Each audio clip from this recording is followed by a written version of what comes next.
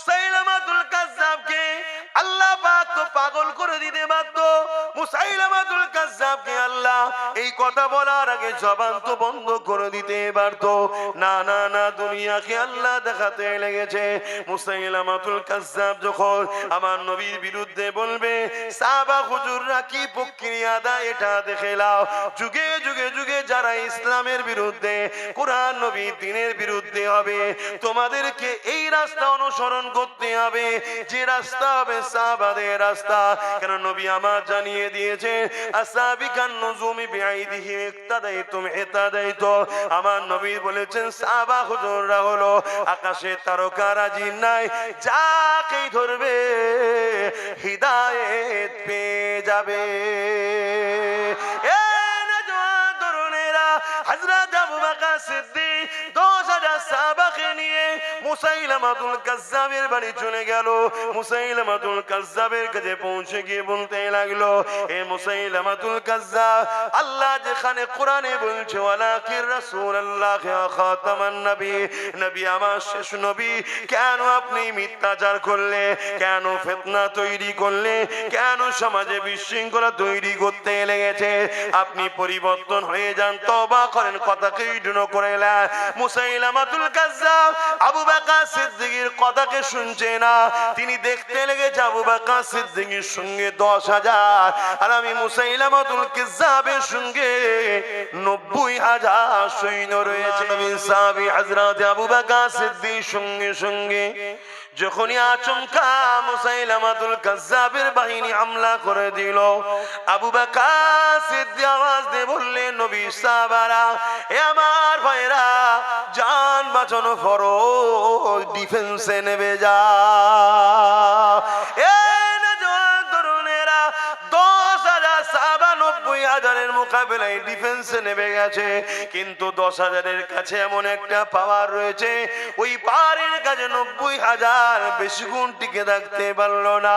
কিছুক্ষণের মধ্যেই 10,000-এর মোকাবিলার সামনে 90,000 মুসাইলামাতুল কাজ্জাব বাহিনীকে আল্লাহ জাহান্নামী করে দিলেন। আমার নবী সাহাবা ভাইদের মধ্যে থেকে কয়েকজন নিজের বুকে তাজা খুন দিয়ে দিল, কিন্তু রাসূলুল্লাহর খাতমে নবুয়তের ইজ্জত আবরুর হিফাজতের জন্য জীবন দিয়ে দিল। এই নওজোয়ান তরুণেরা যারা আল্লাহ ও রাসূলের জন্য জীবন দেয়, তাদের মরতে দেরি হয়, জান বেরোবার আগে আল্লাহ পাক তাদেরকে জান্নাতটা দেখাতে লাগে। ওরে আমার বান্দার, এটা তোর ঠিকানা। ওই জায়গার দিকে তাকাতে তাকাতে থাকে, এদিকে জানটা বেরিয়ে যায়। রাসূলুল্লাহ বললেন, পিঁপড়ে কামড়ালে জানা কষ্ট হয়, আল্লাহর রাস্তায় যারা জীবন দেয় এদের জান কবজের কষ্টটা পিপিলিকা কামড়ানো থেকে আরো কম কষ্ট হয়। আসেন বাপেরা, যে কথা বলছিলাম, ইসলামের যুগে যুগে হামলা হয়েছে ইসলামের ওপরে, যুগে যুগে আমার রাসূলুল্লাহ শানে গুস্তাখি হয়েছে, যুগে যুগে আল্লাহ বিদ্বেষী কথা হয়েছে, যুগে যুগে মাদ্রাসা মসজিদ গুলোকে ভাঙা হয়েছে। তাদের মধ্যে থেকে একটা হলো চেঙ্গিস খান, যে বাগদাদের উপরে হামলা করে দিয়েছিল, বাগদাদের মাদ্রাসা গুলোকে পুড়িয়ে দিয়েছিল, বাগদাদের লাইব্রেরি গুলোতে পুড়িয়ে দিয়ে হাজার লাখ কিতাবকে জ্বালিয়ে দিয়েছিল, বাগদাদের মুসলমানদেরকে কতল করেছিল, এত মার মেরেছিল। মুসলমানদের রক্তেতে দাজলা বলে একটা নদী আছে, ওই নদীর পানিটা লাল হয়ে গিয়েছিল। 1 লক্ষর উপরে উলামাদেরকে মেরেছিল। এ আমার ইমাম ভাইরা, এ আমার উলামা ভাইরা, মনে করছেন আমাকে তো বেশ মাইনে দিচ্ছে, আমাকে তো বেশ ভালোই সাথে রেখেছে।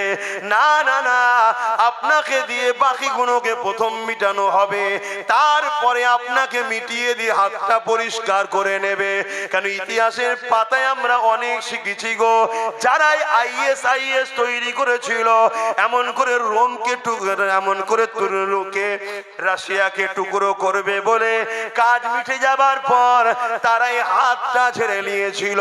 তারা তখন নিজেদের ঘরে আবার খাতারনাক আরো তৈরি করে ফেলেছিল। হে যুবকেরা, তরুণেরা, তাই বুঝিয়ে দিয়ে যাচ্ছি, পরিবর্তন হবেন কি না হবেন আপনার বিষয়। আমাকে আল্লাহ ডিউটি দিয়েছে, ডিউটিটা পালন করে যাচ্ছে। এখনো সময় রয়েছে। উলামা ভাইদেরকে বিশেষ করে বলে যাচ্ছি, সর্বপ্রথম জালিমদের টার্গেটের স্থান হলো আলেমদেরকে শেষ করে দেওয়া। কিসের জিন্দেগির জন্য এত আশা? মত বারহাক সত্য হবে। কবে হবে? যেদিন তোমার ফিক্সড হয়ে আছে, ওটাকে কেউ চেঞ্জও করতে পারবে না, আর বাড়াতেও পারবে না, কমাতেও পারবে না। মতকে কেন ভয় করো? আল্লাহ নবী বললেন, আখরি জামানে আমার উম্মতরা প্রচুর মার খাবে। সাহাবা হুজুররা বললেন, হুজুর সংখ্যা কি তাদের কম হয়ে যাবে? আল্লাহ নবী বললেন, না, সংখ্যা কম হবে না, সংখ্যা অনেক হবে, তারপরেও মার খাবে। সাহাবারা জিজ্ঞেস করল, হুজুর কারণ কি? আল্লাহ নবী বললেন, তারা মওতকে ভয় করবে আল্লাহকে ছেড়ে দিয়ে।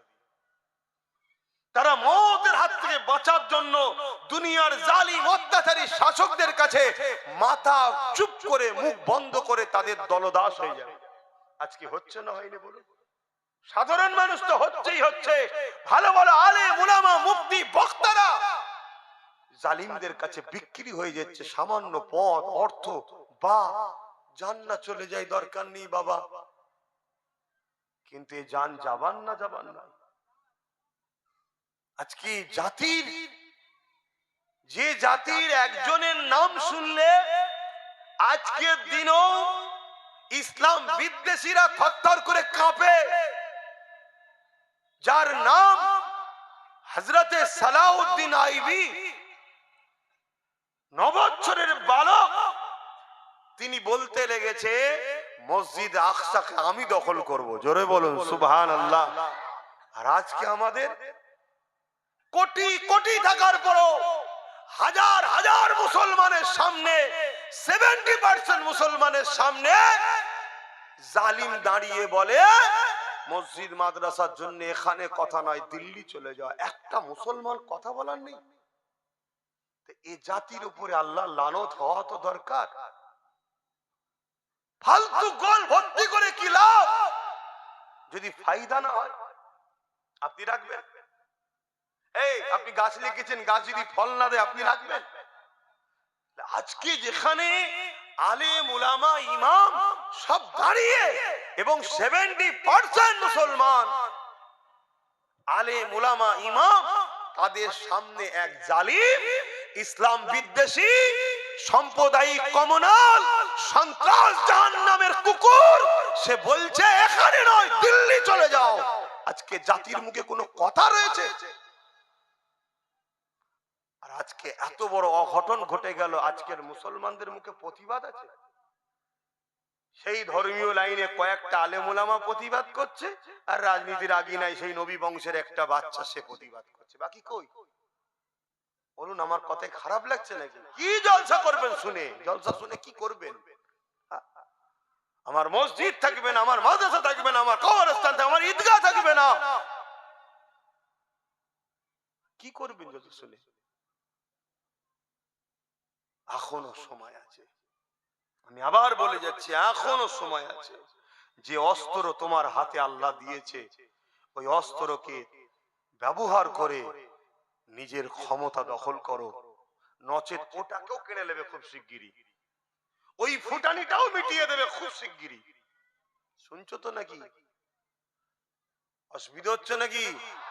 ওটাকেও মিটিয়ে নেবে। আমি সবাইকে জিজ্ঞেস করছি, হাত তুলে বলুন, অসুবিধা হচ্ছে? বড় দুঃখের সাথে বলতে হচ্ছে, ভাই ভুল হয়, তওবা করতে হবে, আল্লাহর কাছে ফিরে আসতে হবে। অন্যায় দেখলে প্রতিবাদ করা শিখিয়েছে আমার দাদু, আমার বংশের মুরব্বী হযরত সিদ্দিক আকবর রাদিয়াল্লাহু তাআলা আনহু। রাসূল যেই চলে গেলেন দুনিয়া থেকে, মুসাইলামাতুল কাজ্জাব নামে এক শয়তান মিথ্যুক কাজ্জাব খতমে নবুয়াতের বিরোধী করে বলল আমি নবী।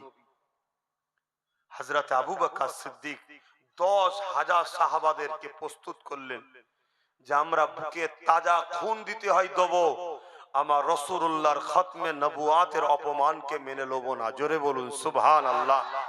নবীর একটা পাঠ খতমে নবুয়াত, তার বিরোধী করার জন্য 10 লক্ষ হাজার সাহাবা বুকের তাজা খুন দিতে রাজি।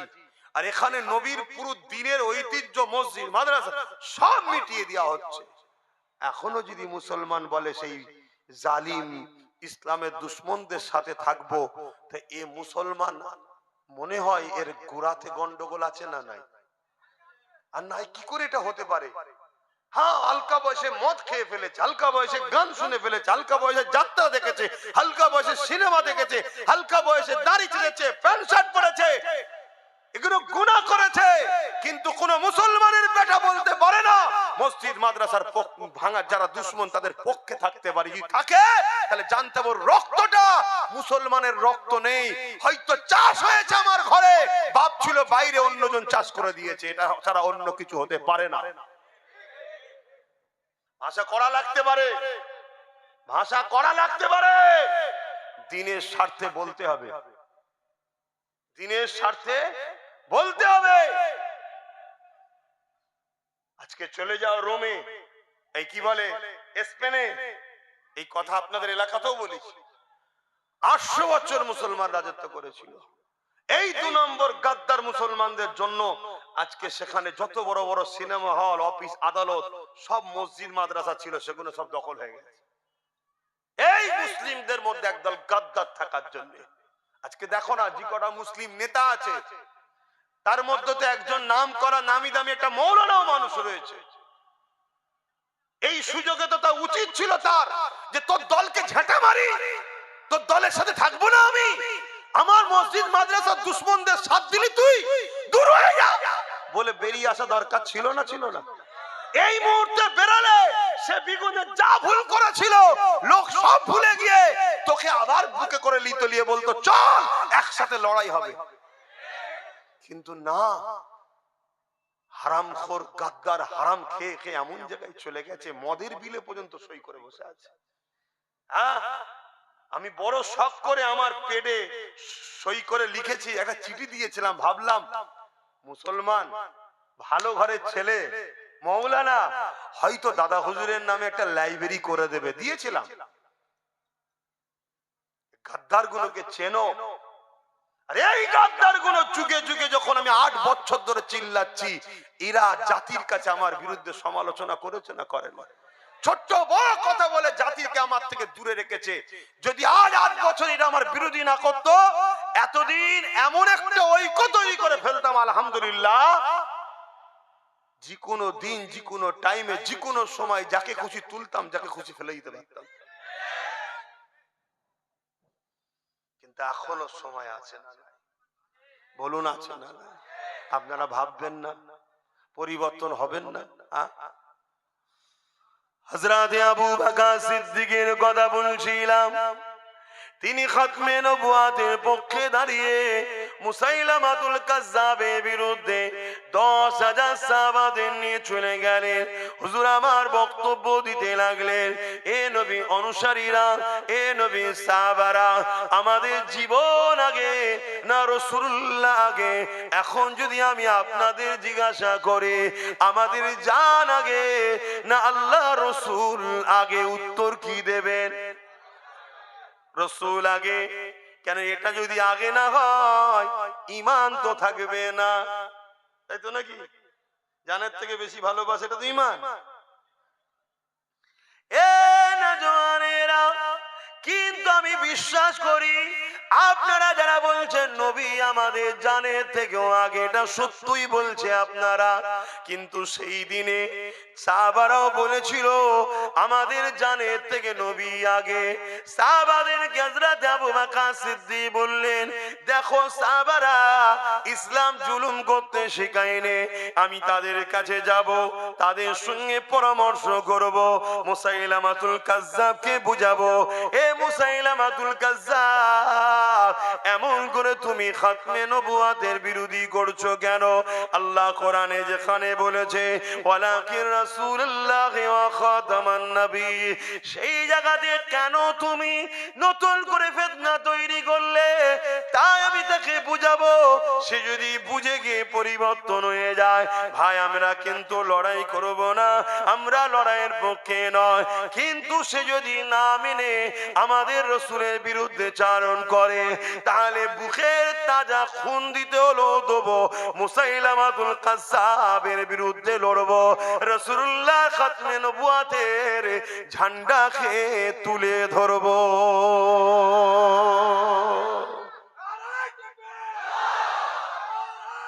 আল্লাহ, আজকেও যদি এমন দিন আসে, আমরা 100 বার বুঝাবো, লড়াই নয়, যে অন্যায় হচ্ছে, জুলুম হচ্ছে, বন্ধ করো, জুলুম বন্ধ করো, 100 বার বুঝাবো।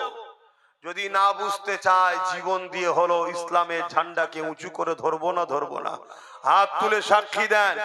আলহামদুলিল্লাহ, এই হাত সত্য, আমিও বিশ্বাস করি, এই হাত মিথ্যা নয়। কিন্তু একটা জায়গায় পার্থক্য হচ্ছে, একটু আগে চলুন বলছি। এ নওজোয়ান তরুণেরা, হযরত আবু বকর সিদ্দিক 10,000 সাহাবাদের নিয়ে যাচ্ছে। কেন 10,000 সাহাবাদের নিয়ে গেলেন? কেন? মুসাইলামাতুল কাজ্জাব ইসলাম বিদ্বেষী রাষ্ট্রগুণের সহযোগিতায় 90,000 সৈন্য নিয়ে বসে রয়েছে। ইসলামের বিদ্বেষী রাষ্ট্রগুণ এমন করে মুসাইলামাতুল কাজ্জাবকে 90,000 সৈন্য দিয়েছে, অস্ত্র দিয়েছে, এবং তার দ্বারা ইসলামের বিরোধী করাচ্ছে। এ যুবকেরা, যেমন বিগত দিন কোন এক চরিত্রহীন নারী মহিলা আমার দেশে এসে ইসলামের বিরুদ্ধে বলছিল, হুকুমত তাদেরকে প্রোটেকশন দিচ্ছে, হুকুমত তাদেরকে সহযোগিতা করছে, এ থেকে বুঝে নিতে হবে হুকুমত আমার নবীর বিরুদ্ধে। এই জন্য ইসলামের বিরুদ্ধে যে বলে, হুকুমত তাকে বডিগার্ড দেয়, আর ইসলামের পক্ষে যে বলে, কারো বিরোধী না করো, শুধু যদি নিজের ধর্মের পক্ষে দাঁড়িয়ে কথা বলে, তাকে হুকুমত বন্দি করে, জুলুম করে। এ থেকে বুঝে নেওয়া দরকার, এ হুকুমত আমাদের নয়। যেমন কিছুদিন আগে এই বাংলার জমিনে যখন ওয়াকাফ আন্দোলন করতে যারা নেমেছিল, হুকুমত তাদেরকে কেস দিয়েছিল, জেল দিয়েছিল। তাদের মধ্যে থেকে একজন সিদ্দিক আকবরের খুন, নবী বংশের আওলাদ পীরজাদা নওশাদ সিদ্দিকীকেও জেল দিয়েছিল। বুঝে লিয়া সেদিনই দরকার ছিল, এ হুকুমত আমার রাসূলের দ্বীনের পক্ষে নয়। এ দেখাচ্ছে হাতির দাঁত আলাদা, চিবাবার দাঁত আলাদা। এ সুযোগে রয়েছে, ঠিক সময় আমাদের ডুবিয়ে দিবে। আজকে ডুবিয়ে দিল না, দিল না। এখন আবার চিটিংবাজি করতে বেরিয়েছে, আবার নতুন করে বুঝাচ্ছে চিটিংবাজ। শুনছেন তো নাকি? কিন্তু জীবনে কখনো ওই লোকগুলোকে মাফ করতে না যে লোক দুমুখ হয়। যে লোক দুমুখ হয় তাকে মাফ করতে নাই এক, যে লোক বিশ্বাসঘাতক হয় তাকে কোনোদিন মাফ করতে নাই। ইসলামও বলেছে বিশ্বাসঘাতকের মাফ নাই। এবারে আপনারা যদি মাফ করেন, আপনাদের কবর আপনারা নিজেরাই খুঁড়বেন। আবার কি, আমি আবার বলছি, দুদিক দিয়ে আমরা মার খাবো। এক আল্লাহর ঘরের জন্য মার খেতে হবে আমাদেরকে, তার ঘর সে বাঁচাবে, আমাদের পরীক্ষা নিচ্ছে। মনে আছে একবার ফিল্ম বানিয়েছিল আমেরিকা, ইনোসেন্স অফ মুসলিম, মনে পড়ছে কি? এটা ছিল আল্লাহর পরীক্ষা আমাদের জন্য। যারা ফিল্ম বার করেছে, আল্লাহ তাদেরকে মিটিয়ে দিয়েছে না দেয়নি? সিনেমা হলটা ধ্বংস করেছে না করেনি? সেই কজনের ফাঁসি হয়েছে না হয়নি? তা ফিল্মটা বার করার আগেই হলে তো হলো, ব্রেনটা আল্লাহ যদি খারাপ করে দিত, মিটিত না? না, যদি ওই ফিল্মটা না হতো, লক্ষ কোটি মুমিন মুসলমানের ঈমানের পরীক্ষা নেবে কি করে? এটা সিস্টেম, তো প্রক্রিয়া। এইগুলো দিয়ে আল্লাহ আমাদের ঈমানের পরীক্ষা নেয়। আজকে আমাদের ঈমানের পরীক্ষা শুরু হয়েছে যে বান্দা, তোর জমির জন্য তো ঝগড়া করিস, তোর জায়গার জন্য ঝগড়া করিস, চাকরি বাকরির জন্য ঝগড়া করিস, এবার আমার মসজিদ মাদ্রাসার দুশ্মনী করছে, তোরা কি করিস দেখবো। কথা মাথায় ঢুকছে?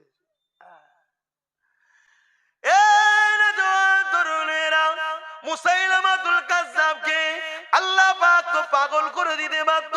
মুসাইলামাতুল কাজ্জাবকে আল্লাহ এই কথা বলার আগে জবান তো বন্ধ করে দিতে পারত। না না না, দুনিয়াকে আল্লাহ দেখাতে লেগেছে।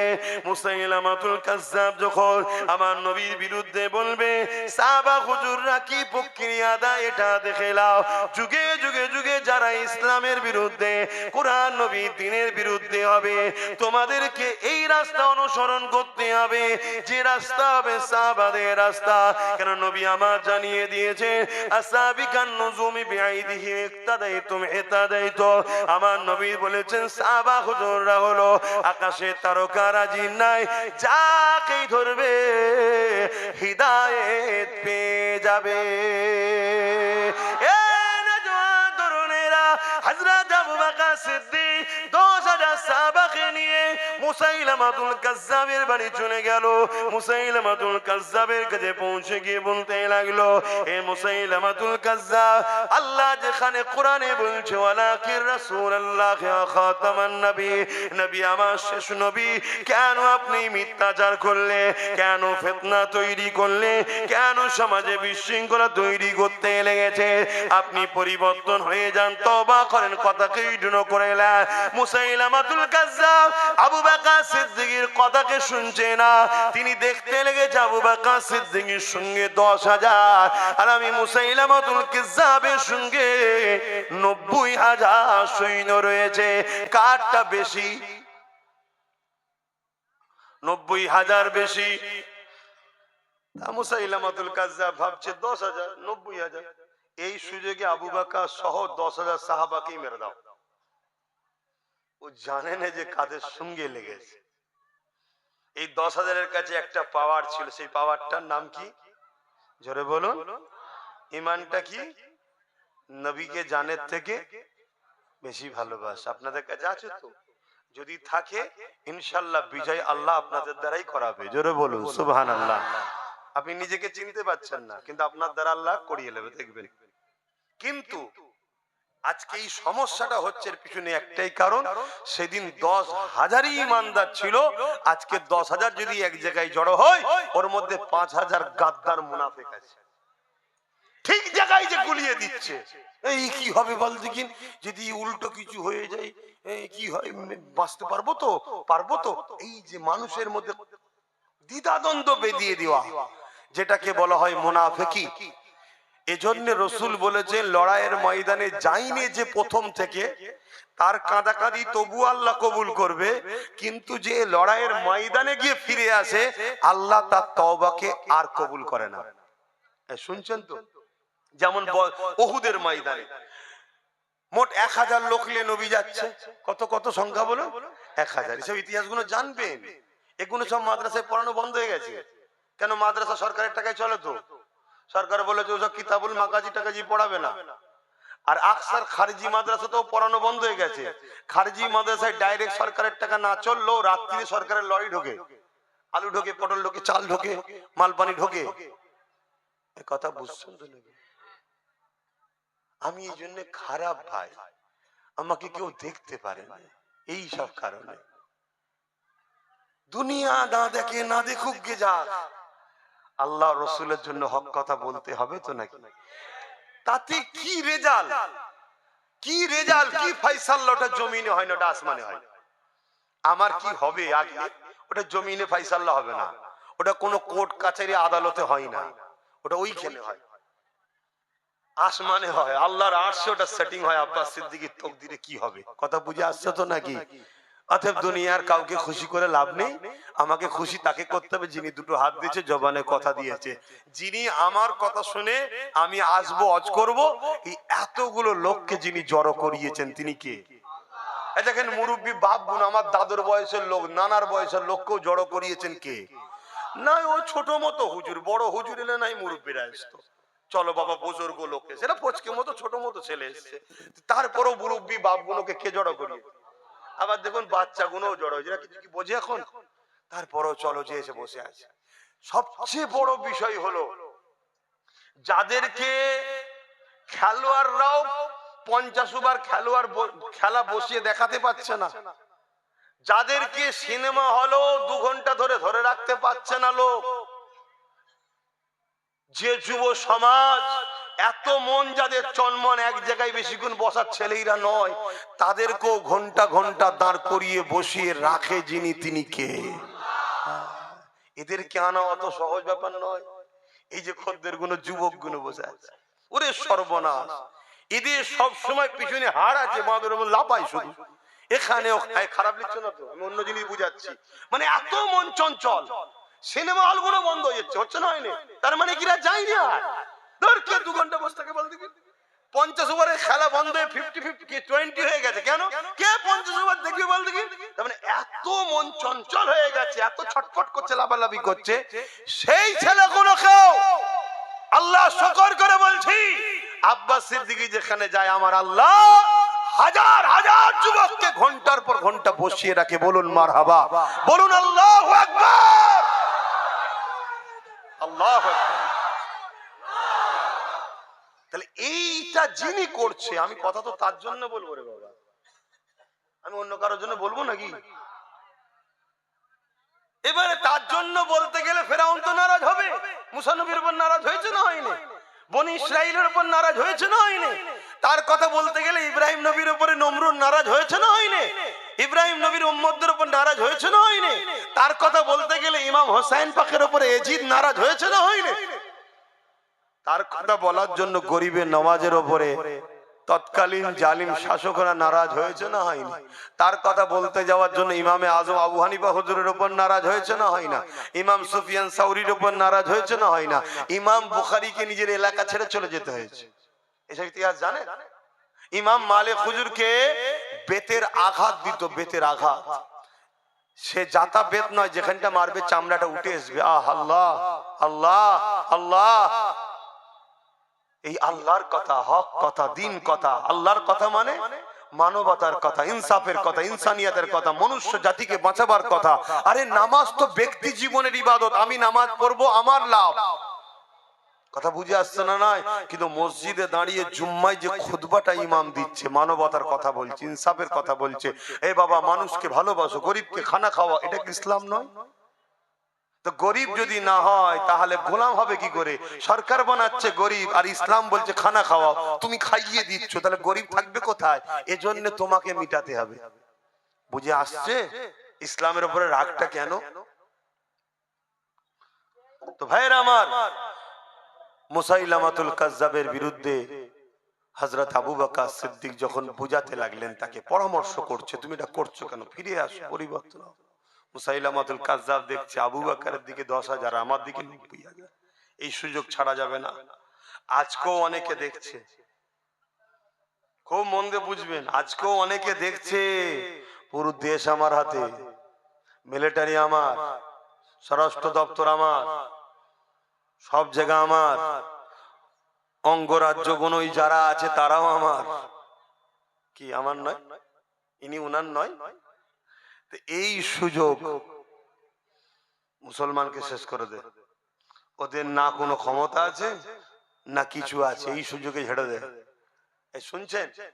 কিন্তু জানেন আল্লাহ প্রথম চিটেগুলোকে পরিষ্কার করে দেবে, এটা ঠিক কথা, অস্বীকার করা যাবে না। কিন্তু তারপরে যে কটা ইমানদার সলিড থাকবে, ওই কটার নেতৃত্বে এদের যে কি দশা আল্লাহ করবে, সব ইতিহাসে আমার নবী বলে গেছে। শুনছেন তো? কোনো টেনশনের নেই তো, কোনো টেনশন নেই। আমি একটা জিনিস বুঝি, এ জানটা দিয়েছে কে, এটা আমি আল্লাহকে দেবো না। যদি কেউ বলে রাখতে পারবেন, জোরে বলুন, কারা আল্লাহর খুশির জন্য দিতে পারবেন? হাত তুলুন। মারহাবা, নারে তাকবীর, নারে তাকবীর। এটাই তো আল্লাহ দেখতে চাইছে, যে জান দিলাম আমি।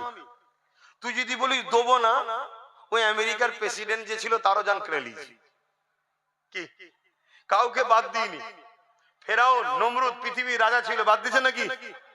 তাহলে জান তো আমি লবো, কিন্তু কেউ যদি খুশিতে আমার রাস্তায় দেয়, তারটাও আমি লবো, কিন্তু তাকে নিয়ে গিয়ে আমি জান্নাতে রাখবো। জোরে বলুন সুবহানাল্লাহ। এবারে আপনার ব্যাপার, এটা আমার ডিউটি ছিল, বলে দিচ্ছে আপনাকে। আপনি কি করবেন এটা আপনার ব্যক্তিগত ব্যাপার। নামাজের জন্য যেতে হবে না, আপনাদের ডিউটি আছে, যান। এখানে ওয়াজ করলে মসজিদে অসুবিধা হবে না তো? ঠিক আছে, হ্যাঁ হ্যাঁ ঠিক আছে। তো ভাইরা আমার, কেন আমার একটু দেরি হয়ে গেছে আসতে, কি করব, গাড়ি ঘোড়ার ব্যাপার, গাড়ি ঘোড়া। হযরতে আমার হযরতে আবু বকর সিদ্দিক যখন এই কথা বললেন, মুসাইলামাতুল কাজ্জাব কথা না শুনে ইশারা করলো যে এই সুযোগে 10,000 কে মেরে দাও। আল্লাহ নবীর সাহাবী হযরত আবু বকর সিদ্দিক সঙ্গে সঙ্গে যখনই আচমকা মুসাইলামাতুল কাজ্জাবের বাহিনী হামলা করে দিল, আবু বকর সিদ্দিক আওয়াজ দিয়ে বললেন, নবী সাহাবারা, এ আমার ভাইরা, জান বাঁচানো ফরজ, ডিফেন্সে নেমে যা।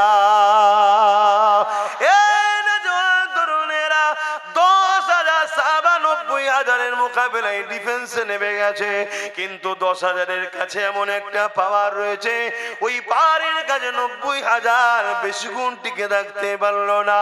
কিছুক্ষণের মধ্যেই 10,000-এর মোকাবেলার সামনে 90,000 মুসাইলামাতুল কাজ্জাব বাহিনীকে আল্লাহ জাহান্নামী করে দিলে। আমার নবী সাহাবায়ের মধ্যে থেকে কয়েকজন নিজের বুকে তাজা খুন দিয়ে দিল, কিন্তু রাসূলুল্লাহর খাতমে নবুয়তের ইজ্জত আবরুর হিফাজতের জন্য জীবন দিয়ে দিল।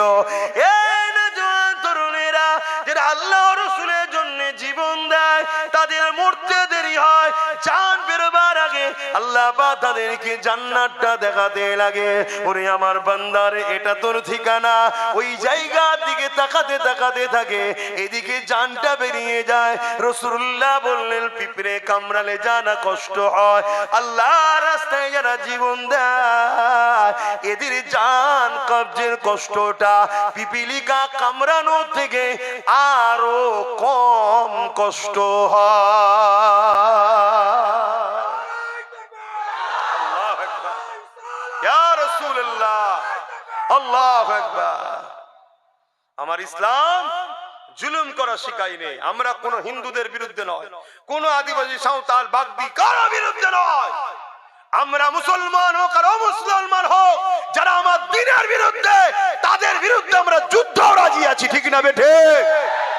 যদি মুসলমানও হয় তার বিরুদ্ধে যুদ্ধ করব, যদি আমার দ্বীনের বিরুদ্ধে হয়। তুমি আমার দ্বীন মানুনি, সেটা তোমার বিষয়, তোমার সাথে আমার যুদ্ধ নেই।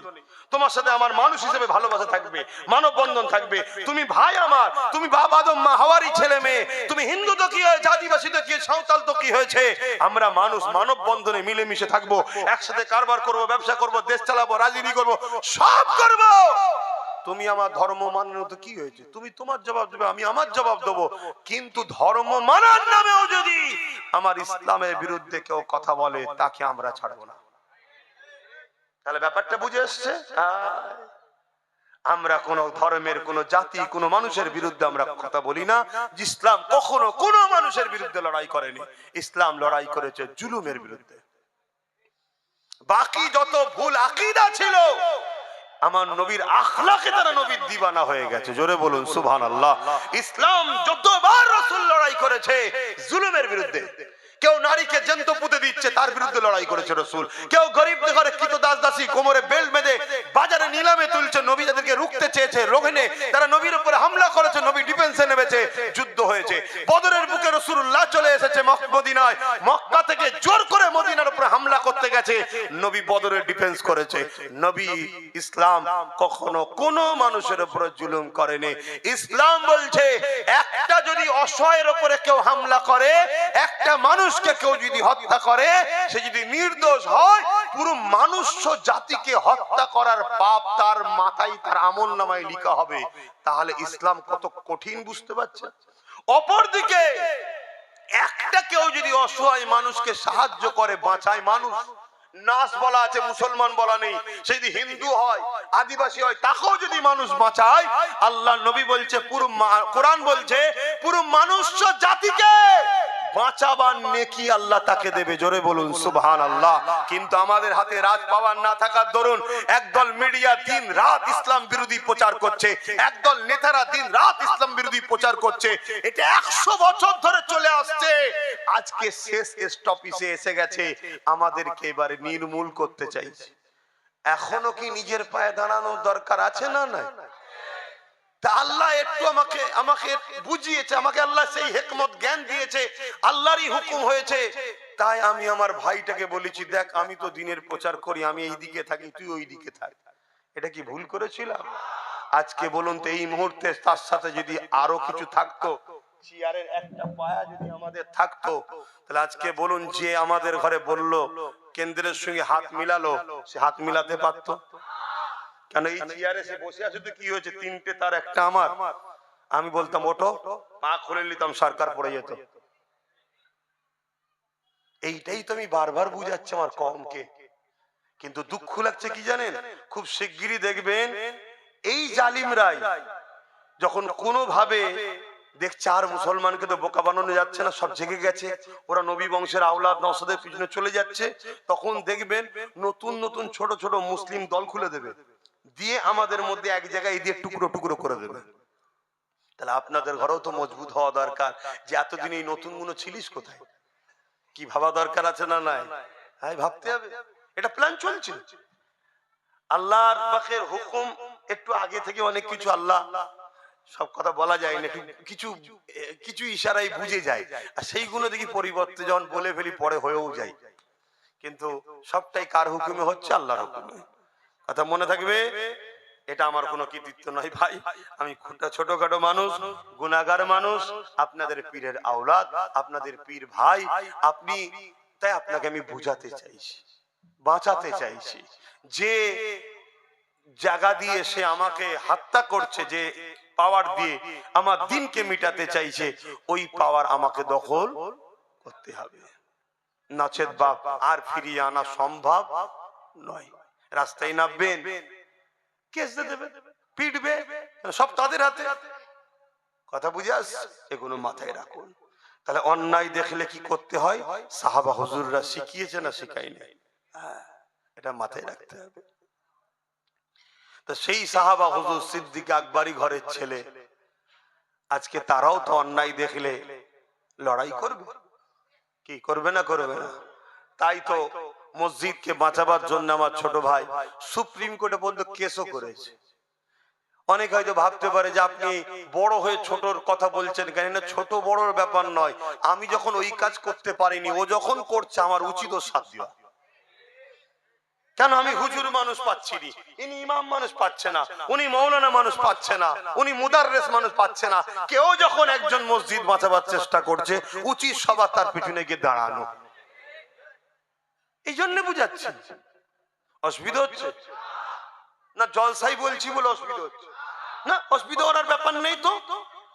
যদি রাজনীতির নেতারা রাজনীতি ছেড়ে দিয়ে ধর্ম মিটাতে নেমে যায়, তো ধর্মগুরুদের উচিত রাজনীতি দখল করার জন্য আগাতে হবে, ঠিক না বেটে?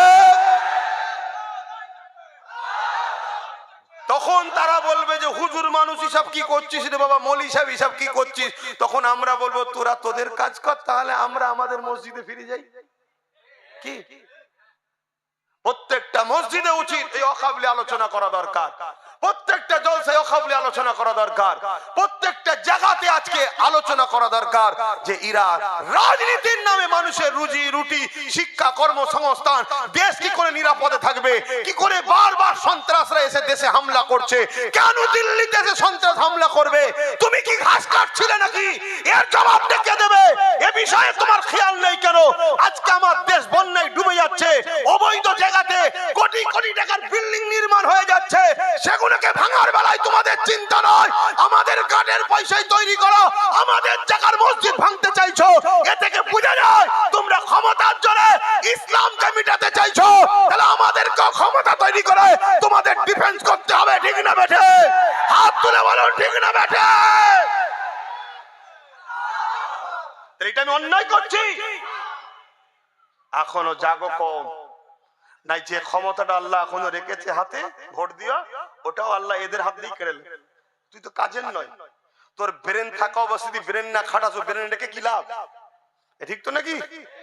এখনো সময় আছে, যদি না সময় মতো কাজ করো, সেই একটা জায়গায় প্রায় জায়গায় বলেছিলাম, ওই একটা ব্যাংক, ওই একদল লোক পিকনিক করতে গেছে, আর একটা ব্যাংক লাভ মেরে গিয়ে হারিতে পড়েছে, আর সবে চুলো ধরিয়েছে তো, ঠান্ডা পানি, কলের পানি, ফ্রেশ পানি, খুব ঘুরছে, বেশ ভালো লাগছে তো, আনন্দ করছে। কিছুক্ষণ পরে হাঁড়ি গরম হয়েছে, পানিটা গরম হচ্ছে, বলছে রে কি ব্যাপার, বলছে গরম গরম লাগছে কেন? তারপরেও দেখছে গায়ে তো মেনিয়ে নিচ্ছে, এখনো ঘুরছে। লাস্টে যখন খুব গরম আস্তে আস্তে বাড়ছে, তখন ও বুঝেছে পানি আমার নয়, কিন্তু চাইছে লাফিয়ে বেরোবার, আর লাফাতে পারছে না। কেন? ওই গরমে আস্তে আস্তে আস্তে শরীরে এনার্জিটাকে কিনে নিয়েছে। কাল তুমি চাইবে হয়তো লাভ মেরে বেরোবার, যদি এখনই তুমি লাভ না মারো আর বেরোতে, তোমার এনার্জি শেষ হয়ে যাবে। সময় থাকতে থাকতে কাজ করতে হয়। আমরা ছোটবেলায় শুনেছিলাম ওই কি বলে, খাদ্য সংগ্রহ করতো পিপিলিকার একটা কি যেন বলে, ফড়িং। হ্যাঁ, খাদ্য সংগ্রহ করতো শীত আসার আগে, কেন সব গাছপালা সব হয়ে যাবে, আরে বরফ পড়ে যাবে। ও ফড়িং কোনো গুরুত্ব দেয় না, উড় ঘুরে ঘুরে ঘুরে ঘুরে বেড়াচ্ছিল, কিন্তু লাস্টে দেখা যাচ্ছে ফড়িং এক জায়গায় চিৎ পাতে পড়ে আছে। তা সবকিছু টাইম আছে, ঠিক না বে ঠিক গো? টাইমটা বোঝো। একবার যদি কেউ তোমার সঙ্গে ধোকা দেয়, বিশ্বাসঘাতক করে, তাকে আর মাফ করতে নাই। আল্লাহ নবী বলেছে, পাহাড় সরে গেছে বিশ্বাস করো, মানুষ পরিবর্তন হয়েছে সহজে বিশ্বাস করো না। একটু দেখো, কথা বুঝে আসছে? একটু বুঝে বুঝে কাজ করো, বোঝার যদি হয় বোঝো। আসেন বাপেরা, যে কথা বলছিলাম, ইসলামের যুগে যুগে হামলা হয়েছে ইসলামের ওপরে, যুগে যুগে আমার রাসূলুল্লাহ শানে গুস্তাখি হয়েছে, যুগে যুগে আল্লাহ বিদ্বেষী কথা হয়েছে, যুগে যুগে মাদ্রাসা মসজিদ গুলোকে ভাঙা হয়েছে। তাদের মধ্যে থেকে একটা হলো চেঙ্গিস খান, যে বাগদাদের উপরে হামলা করে দিয়েছিল, বাগদাদের মাদ্রাসা গুলোকে পুড়িয়ে দিয়েছিল, বাগদাদের লাইব্রেরি গুলোতে পুড়িয়ে দিয়ে হাজার লাখ কিতাবকে জ্বালিয়ে দিয়েছিল, বাগদাদের মুসলমানদেরকে কতল করেছিল, এত মার মেরেছিল। মুসলমানদের রক্তেতে দাজলা বলে একটা নদী আছে, ওই নদীর পানিটা লাল হয়ে গিয়েছিল। 1 লক্ষর উপরে উলামাদেরকে মেরেছিল। এ আমার ইমাম ভাইরা, এ আমার উলামা ভাইরা, মনে করছেন আমাকে তো বেশ মাইনে দিচ্ছে, আমাকে তো বেশ ভালোই সাথে রেখেছে। না না না, আপনাকে দিয়ে বাকি গুণকে প্রথম মিটানো হবে, তারপরে আপনাকে মিটিয়ে দিয়ে হাতটা পরিষ্কার করে নেবে। কারণ ইতিহাসের পাতায় আমরা অনেক শিখেছি গো, যারাই আইএস তৈরি করেছিল, এমন করে রোমকে টুকরো, এমন করে তুরুকে রাশিয়াকে টুকরো করবে বলে কাজ মিটে যাবার পর তারাই হাতটা ছেড়ে নিয়েছিল। তারা তখন নিজেদের ঘরে আবার খাতারনাক আরো তৈরি করে ফেলেছিল। এ যুবকেরা, তরুণেরা, তাই বুঝিয়ে দিয়ে যাচ্ছি, পরিবর্তন হবেন কি না হবেন আপনার বিষয়। আমাকে আল্লাহ ডিউটি দিয়েছে, ডিউটিটা পালন করে যাচ্ছে, এখনো সময় রয়েছে। উলামা ভাইদেরকে বিশেষ করে বলে যাচ্ছি, সর্বপ্রথম জালিমদের টার্গেটের স্থান হলো আলেমদেরকে শেষ করে দেওয়া। কারণ এ জাতি কারো বাপের কথাই চলে না, কারো দাদার কথাই চলে না, এ জাতি যুগে যুগেই চলে আল উলামা ওয়ারাসাতুল আম্বিয়া, নবীর ওয়ারিস আলেমদের কথাতে জাতি চলে। তাই উলামাদেরকে কতল করে দাও প্রথমে, তার মানে এদের নেতৃত্ব দিবার আর কেউ থাকবে না। তখন এই জাতি দিশেহারা হয়ে যাবে। দিশেহারা যখন হয়ে যাবে, দুজন বলবে ডান দিকে চলো, চারজন বলবে বাঁ দিকে চলো, সামনে বলবে 5 জন চলো, পিছনে বলবে 5 জন চলো। নিজেদের মধ্যে টুকরো টুকরো টুকরো টুকরো হয়ে যাবে, লাস্টে নিজেদের মধ্যে মতনৈক্য হয়ে মারপিট হয়ে যাবে। আর এই যদি সবার মাঝখানে একটা উলামা থাকে, বাবারা এই দিকে চলো, সবাই তার সাথ দেবে না, দেবে না? এজন্য প্রথম উলামাদেরকে মারবে। আমাদের ইমাম মনীষী আলেমগুলো, হুজুর সাহেবগুলো ভাবছে আমাদের অসুবিধে নেই, গাড়ি পেয়েছি, আলো পেয়েছি, নিউ টাউনে ঘর পেয়েছি, হুতা বাড়ি পেয়েছি, এখানে জায়গা পেয়েছি, আমরা কোনো টেনশনে নেই। কি গো, আমার অসুবিধা হচ্ছে নাকি? কি দিন এসে গেল।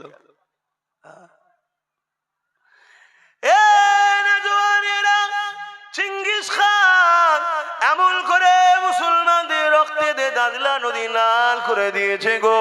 এই দিনে দেখা যায় চেঙ্গিস খান একটা বাগদাদের বড় মাদ্রাসায় হামলা করেছে। মনে রেখে দেন, মন দিয়ে শোনেন, ইতিহাস গুলো মন দিয়ে শুনবেন। এমন করে 300 আলেমকে বন্দি করেছে। এত বড় মাদ্রাসা 300 আলেমকে বন্দি করে ওই তিনটে কাতারে দলভুক্ত করেছে। 100 করে তিনটে কাতারে ভাগ করেছে। আর ঘোড়ার ওপরে চেঙ্গিস খান রয়েছে, তার সৈন্যরা সব দাঁড়িয়ে দাঁড়িয়ে চেঙ্গিস খানকে পাহারা দিচ্ছে। এমন সময় চেঙ্গিস খান জাল্লাদকে হুকুম করে দিল, প্রথম কাতারের উলামা গুলোকে কতল করে দাও। দুনিয়া আমাদেরকে বহুত বাল লুটেছে, দুনিয়া আমাদেরকে প্রচুর কতল করেছে, দুনিয়া আমাদেরকে প্রচুর মার মেরেছে, দুনিয়া আমাদের হাজারো মসজিদ ভেঙেছে, দুনিয়া আমাদের হাজারো মাদ্রাসা ভেঙেছে, দুনিয়া আমাদের লাখো বেটিদের ইজ্জত লুটেছে। এরপরও শোনো দুনিয়া, আমিনাল লালেরই দিন আজও জিন্দা এবং কিয়ামত পর্যন্তই থাকবে। জোরে বলুন সুবহানাল্লাহ। কিন্তু আমরা যতবার মার খেয়েছি, মনে রেখে দিও, আমাদেরকে সামনে থেকে কেউ মিটাতে পারে না। ওই কাছের লোক পিছনে আঘাত করেছে, বন্ধু সেজে পিছনে আঘাত করেছে। দেখেন না, হঠাৎ করে এমন টাইমে আঘাত করলো যে সময়ে মানুষ এসআইআর নাগরিকত্ব থাকবে কি থাকবে না সেই নিয়ে পেরেশান। সেই টাইমে ফট করে দেখেন হাত তুলে দিল, দিচ্ছে না, দেয় না, কিভাবে ফাঁসালো দেখবে। এখন মানুষ কোন দিকটা যাবে, এটা ধরবে না ওটা ধরবে, দিশে হারা হয়ে গেছে। কিন্তু আমি আমার নাগরিকত্ব চিন্তায় নেই, ও কবে জমা দিয়ে দিয়েছি, থাকবে কি থাকবে না, যাবে কি যাবে না, ওসব আমি চিন্তা করছি কেন? আমার আল্লাহ জমিন আমাকে পাঠিয়েছে, আমাকে যে সরাতে যাবে আল্লাহ তাকে জমিন থেকেই তুলে দেবে, আমি বিশ্বাস রাখি। কথা বুঝে আসছে না? না, কিন্তু আমার কাছে টেনশন এটা, আমার খোদার ঘরগুলো কি হবে, আজ এয়ারপোর্টের ভেতরে মসজিদটা কি হবে, আজ টাউন সিটি এলাকাগুলো যে বড় বড় সব কবরস্থান আছে, কোটি কোটি টাকা দাম, 50 বিঘে, 10 বিঘে, 15 বিঘে, 20 বিঘে, এক এক কাটার দাম 5 কোটি টাকা, 10 কোটি টাকা। এই দেখলেন না আপনাদের নিউ টাউনে আমাদের সরকার হিন্দু ভাইদের ধর্মস্থান করার জন্য জায়গা দিচ্ছে, 1100 কোটি টাকার জায়গা। কত টাকা? আর অপরদিকে হিটকোর ভেতরে মুসলমানদের নিজেদের দান করা অল্প জায়গা আছে, সেইটাকে রাজ্য সরকার চুরি করে হিটকোকে বিক্রি করছে। তাহলে এই চোর সরকার মসজিদের জায়গা চুরি করেছে। কথা বুঝে আসছে না? নাই। তাহলে এই মসজিদের পক্ষে না বিপক্ষে? আর এই কথা যখন নওশাদ বলছে, এরই দলের আর একজন নামদারি মুশরিক মুসলমান আছে যে নিজেকে হাজী বলে, হারাম খান, জাহান্নামের কুত্তা, তো জন্মের গন্ডগোল আছে। দেখ, সে আজকে নওশাদের বিরুদ্ধে বলছো নাকি বিজেপির কতদিন চামচাগিরি করবে। এই বলেছো না? বলেন না? ও জাহান্নামের কুত্তা, শয়তান। ও কিছুদিন আগে বলেছিল ইসলামে নাকি অশান্তি আছে, বলেছে না? বলেনি? ও আবার বলছে আমি মুসলমান। মুশরিক, একটা মুশরিক যে শিরক করে তাকে মুশরিক বলা হয়। আজকে এই বিষয়ে তার কথা আছে যে হিটকো কেন জমিটা বিক্রি করলো। তাহলে এই সব কটা গাদ্দার এক জায়গায় হয়েছে, এ কথা বুঝছেন না? বোঝেন না? আর সেই জায়গায় আপনাদের পাড়ায় পাড়ায় প্রত্যেকটা গ্রামে গ্রামে কিছু কিছু কিছু কিছু মুসলিম এরকম গাদ্দার মুনাফিক রেখে দিয়েছে। তাদের ঘরে পয়সা দিয়ে, অর্থ দিয়ে জজ, উকিল, ডিএম, পুলিশ, ব্যারিস্টার করেনি, মুসলিম এলাকায় গুন্ডা তৈরি করেছে। আর ওই গুন্ডাগুলো নিরীহ মুসলমান যখনই নিজের কওমের কথা, নিজের কথা, নিজের অধিকারের কথা, বাঁচার কথা বলবে, ওরা তখন এসে তোমার উপর হামলা করবে, তোমার কাজ বন্ধ করবে, জুলুম করবে। এই বাঁচতে যদি চাও, নিজের এলাকার মুনাফিক সুরাতে কাঁটা যে আছে সেগুলোকে আগে পরিষ্কার করতে হবে। হয় সুধরে যা, আর নয় পরিষ্কার করতে দাও। কথা বুঝে আসছে না? না, হ্যাঁ, আমি ওপেন বলে যাচ্ছি, কোনো অসুবিধা নেই। আমার তকদিরে খোদা যেটা লিখে রেখেছে সেটা হবে। আমি কারো ভয় করি না, কারো কেউ বেঁচে নেই, কারো ধার ধরি না। আজকে কোথায় যাচ্ছে এই নওশাদ বিজেপির চামচা? যে কটা নওশাদকে বিজেপির চামচা বলবে, ওই কটা জন্মের গন্ডগোল আছে, খেয়াল করে দেখবেন। হয় মসজিদের জায়গা ঝেড়ে খাই, না অকাপের জায়গা ঝেড়ে খাই, নাই নিজের কোনো অবৈধ এ করে বসে আছে, এরকম কোনো না কোনো ফিতনার মধ্যে রয়েছে। কথা বুঝে আসছে না? না, কত বড় শয়তানিরা আজকে মুসলমান দাবি করে। এরা আবার এই দেখেন আমাদেরকে এই মুখা বানাচ্ছে, এই দেখো মুসলমান তো, এই দেখো মুসলমান তো, এই দেখো মুসলমান তো। ভালো শিক্ষিত ভদ্র এডুকেটেড পার্সন, ভালো মুসলমান, সমাজের পক্ষে মানবতার পক্ষে মুসলমান, সেই মুসলমানকে কখনো তুলবে না। তুলবে সব 2 নম্বর দুগলা মার্কা গুন্ডা গুলোকে তুলবে। শুনছেন তো নাকি? এদেরকে চিনতে হবে। তা আমি আমার বাপকে, ভাইকে, মাকে, বোনকে চিনাবো না চিনাবো না? জোরে বলে। অসুবিধা হচ্ছে আপনার? এটা আওয়াজ দিয়ে বলেন, অসুবিধা হচ্ছে? ভাইরা আমার, কি কথা বলছিলাম? চিঙ্গিস খান 300 আলেমকে কাতার দিয়েছে। 100 করে 300 আলেমকে কাতার দিয়েছে। দিয়ে একটার পর একটা আলেমকে, প্রথম কাতারে 100 আলেমকে কতল করার হুমকি দিল। একটার পর একটা ধারালো অস্ত্র চালাচ্ছে। ভাবো ভাবো, ধর থেকে কল্লাটা আলাদা হচ্ছে, ফিচকিরিতে রক্ত বেরোচ্ছে, চিঙ্গিস খান মজা নিচ্ছে কিভাবে আমাদেরকে মেরেছে। ইতিহাসের পাতায় একটা দেখাতে পারবে না ইসলাম কখনো কাউকে জুলুম করেছে। কথা বুঝে আসছে? রাজাই রাজাই লড়াই হয়, ওতে ইসলামের ব্যাপার নয় তো? এই রাজাই রাজাই লড়াই হলে ইসলামের ব্যাপার? যখন কোন মুসলমান ভালো কাজ করবে তখন সেটাকে প্রচার করবে না।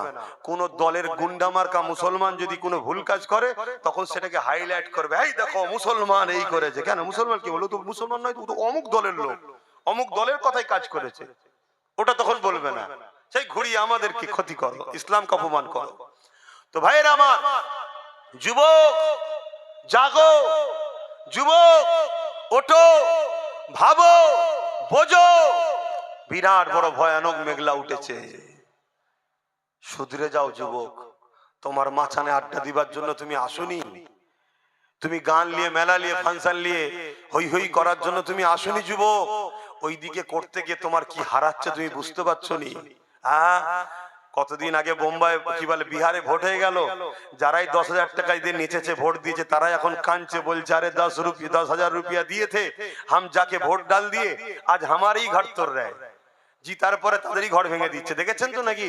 এগুলো দেখাবেন, সমাজকে একটু দেখান। যদি শেখে আমার কম 1,000 2,000 5,000 ভোট বিক্রি করবে, করো না, করো। আব্বাস সিদ্দিকী গেলে চিন্তা করতে হবে না। আব্বাস সিদ্দিকীর একটা আলাদা পাওয়ারের ব্যাপার আছে। কথা বুঝে আসছো তো নাকি? ইজা জুলজিলাতিল আরদু জিলজালাহা, বেশি পাকামো করবে ভূমিকম্প হয়ে পুরো কলিকাতাই শেষ হয়ে যাবে। এই কথা বুঝে আসছো না? না, ইজা জুলজিলাতিল আরদু জিলজালাহা, আল্লাহ কঠিনতম ভূমিকম্প পাঠাবে, কঠিন কঠিন ভূমিকম্প। আকাশ সমান বাড়ি করেছো, গরিবের রক্ত ঝেড়ে, এতিমের রক্ত ঝেড়ে, মানুষের পয়সা, সে মানুষটা হিন্দু হতে পারে, তারও পয়সা ঝেড়ে যদি কেউ বাড়ি করে তার উপর আল্লাহ লানত হবে। ও হিন্দুতে কি হয়েছে? স্রষ্টা তো সবার একজনই। তুমি স্রষ্টার সৃষ্টিকে জুলুম করে, তার জায়গাকে দখল করে, তাকে মেরে বার করে দিয়ে তুমি সেখানে আকাশ ছোঁয়া বাড়ি করেছো। খোদার গজব আসবে না? আসবে, খুব শিগগিরই আসবে। যাক, আমার মসজিদের জায়গা হিট করে ওখান থেকে লেলিচ্ছে, দেখছেন না? তো বাঁচাতে হবে না? বাঁচাতে গেলে ঐক্যবদ্ধ হতে হবে। পাশাপাশি যে পাওয়ারে লোহা কাটছে, জায়গা লিচ্ছে, ওই পাওয়ার দখল করতে হবে। ওই পাওয়ারের ভাগিদারি যে দেবে তার সাথে আমরা থাকবো, যে ভাগিদারি দেবে না তার সাথে আমরা ওই বলবে আমায় দাও আমি তোমায় রুখবো, আমায় দাও আমি তোমায় বাঁচাবো। বলেছিল না কলকাতার নামাজে দাঁড়িয়ে রেড রোডে, বিজেপির হাত থেকে আমি বাঁচাবো, পুরো দেশে আবার বলছে। মানে পাগলি যে কখন কি বলে বোঝা মুশকিল। বাঁচাবো, কোনো চিন্তা নেই। আর লাস্টে কি ফাঁসান ফেসে দিল। হ্যাঁ, হাসুনি, কোন গর্তেই পড়ে আছো বুঝতে পারছো নি? হাসি বেরোচ্ছে তোমাদের মুখ দিয়ে। হ্যাঁ, ওই রকম বললে হবে না। বাঁচাতে যদি সত্যিই চাও আসো, বন্ধুত্ব করি, একসাথে পার্টনারে লড়াই করব। তোমারও থাকবে অংশ, আমারও থাকবে অংশ। তুমি বেশি লাও না, আমাকে 10% দাও না। কথা বুঝে আসছে না? ওই চেয়ারের একটা পায়া, ওই চেয়ারের একটা পায়ে যে ভাইটা বসে আছে, বসুক না। 3টে পায়া ওনার থাক না, একটা আমাদের থাক। উনি যদি বসে বলে দিল্লি যা, বলবো ওঠ, পাটা খোল। পড়বে না? পড়বে না? হ্যাঁ, তো এই পাওয়ারটার দরকার আছে না? না, এইটাই আমি বুঝাচ্ছি। আসেন বাপ জানেরা, মায়েরা, বোনেরা, এ নবী পাকের প্রেমিকেরা, চেঙ্গিস খান একটার পর একটা আলেমকে হত্যা করার জন্য হুকুম দিল। প্রথম কাতারে 100 আলেম দাঁড়িয়েছিল, দ্বিতীয় কাতারে 100, তৃতীয় কাতারে 100, মোট 300 আলেমের মধ্যে প্রথম কাতারে আলেমকে হত্যা করার ইজাজত দিয়ে দিল। যখনই জাল্লাদ হত্যা করতে লেগেছে, একটার একটা উলামা ধরতে কল্লাখানা আলাদা হতে লেগেছে। ওই প্রথম কাতারে একজন বয়স্ক উলামা ছিলেন, তিনি দ্বিতীয় কাতারে চলে গেলে। চেঙ্গিস খান দেখলো, কিছু বলল না। দ্বিতীয় কাতারে আগে থেকে 100 ছিল, ইনি যখন প্রথম কাতার থেকে দ্বিতীয় কাতারে এলো, 101 জন হয়ে গেল। প্রথম কাতারে 99 জন শহীদ হয়ে গেল। চেঙ্গিস খান দ্বিতীয় কাতারকে হত্যা করার হুকুম দিয়ে দিল। দ্বিতীয় কাতারে আবার যখন কতল হতে লেগেছে, ওই উলামা, বুজুর্গ উলামাটা, বয়স্ক উলামাটা তৃতীয় কাতারে চলে আসলো। দ্বিতীয় কাতারে 99 জন এমন করে শহীদ হয়ে গেল, হত্যা হয়ে গেল। 100 জন হত্যা হয়ে গেল। এমন করে 3 নম্বর কাতারে ওই উলামাটা গিয়ে চলে এলে। চেঙ্গিস খান গিয়েছে, ওই উলামার সামনে বলতে লেগেছে, এ মুরব্বি, এবারে তুমি কোথায় যাবে? প্রথম কাতার থেকে দ্বিতীয় কাতারে চলে এসেছো, দ্বিতীয় কাতার থেকে 3 নম্বর কাতারে চলে এসেছো, এবারে তুমি কোথায় যাবে? কে তোমাকে বাঁচাবে? এবারে তোমাকে মেরে দেওয়া হবে। আল্লাহ পাকের আলেম বান্দা, তিনি কোন রকম ভয় না করে আসমানের দিকে মুখটা তুলে বলছে, আল্লাহ রয়েছে। আরো জোরে বলুন সুবহান আল্লাহু আকবার। এই কথা বলতে পারবেন না আপনারা? হ্যাঁ, কিন্তু আপনারা এতদিন বলছিলেন বিজেপির হাত থেকে দিদি বাঁচাবে, এই জন্য তো খোদার মার হলো। আল্লাহ সূরা বাকারাতে বলেছে, আমাকে আমার হাবিবকে ছেড়ে যার উপরে বিশ্বাস করবে তার দ্বারা আমি আল্লাহ তোমাদের মিটাবো। আজকে হলো না? হলো না? আমাদের তো সেই দিন ভেবে লিয়া দরকার ছিল, যেদিন বলেছিল কোরআন শেষ হবে আমার উন্নতি শেষ হবে না, সেদিন বুঝে লিয়া দরকার ছিল শয়তান আমাদের নয়। কিন্তু সেই দিনের পরেও যখন তুমি আমি তার সাথ দিলাম, তখন তো বুঝে লিয়া দরকার যে আল্লাহ এর হাতে আমাদেরকে মিটাবে, মিটাচ্ছে। ওবিসিটা শেষ, ওবিসি বোঝো, একটাও মুসলমান আর চাকরি আর ভালো জায়গায় পড়াশোনা করতে পারবে না মুসলমানের ছেলেরা। আর যা একটা দুটো ডাক্তার, উকিল, জজ, ডিএম হচ্ছিল, আর একটাও হবে না। তার 12টা বেজে দিয়েছে, খবরই হয়তো রাখো না। আর যখন আমি কথা বলবো, মনে রাখতে হওয়া স্বাভাবিক। একটু খোঁজ লাও, একটু খোঁজ লাও। আব্বাস যা বলছে একটু মিলাও, মিলিয়ে দেখো ভুল বলছি কি সত্য বলছি, একটু যাচাই বাছাই তো করো। যদি ডাইরেক্ট বিশ্বাস করতে নাও পারো, যাচাই বাছাই তো করো। যেই বললেন আল্লাহ আছে, চেঙ্গিস খান রেগে গেছে আল্লাহর নাম শুনে। চেঙ্গিস খান রেগে গেছে, রেগে গিয়ে জাল্লাদকে হুকুম করেছে, আগে এই বয়স্ক উলামাটাকে কতল কর। ব্যাস, চেঙ্গিস খানের মুখ দিয়েও যে এই হুকুমটা বেরিয়েছে, আমার আল্লাহর খেল শুরু হয়েছে। বলুন আল্লাহু আকবার। প্রথমে এটা দিল থেকে বলে নিন আল্লাহু আকবার। তার মানে আল্লাহ তিনি যিনি সব থেকে মহান। আছে তো নাকি আল্লাহ? সেই ক্ষমতা আছে তো? আল্লাহু সাইয়্যুন কাদির, তিনি তো একমাত্র শক্তিমান।